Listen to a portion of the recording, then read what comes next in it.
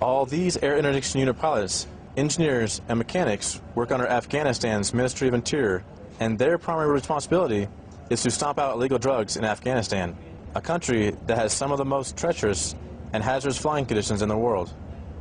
So, before these mechanics turn a wrench and these daring pilots take to the skies, there's a ton of groundwork to be done. The crew starts with a daily brief that includes situational reports, upcoming missions, and the weather forecast. Weather for Kabul, draft for Kabul, which is issued on 13th of December at 0310 Zulu. The pilot program is really important in Afghanistan and very hard, but really we learn a lot of things from the Army and our instructor because we share our experience. Our techniques and their techniques we learn together. AIU pilots, engineers, and mechanics also receive English classes because that's the standard language of international aviation. It's imperative that pilots can communicate with air traffic controllers, and that means they have to be proficient enough to radio any air traffic tower.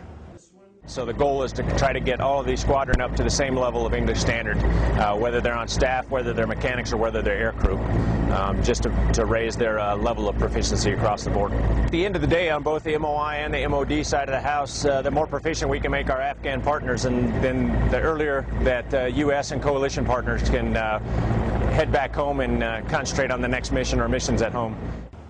Each person is individually evaluated for his English skills and placed into one of 3 capability groups. If you're a pilot, you have to be in the upper 2 English groups in order to fly. And this is motivation. English is critical for everyone in this unit. However, the daily stand-up is what's really making this team take off.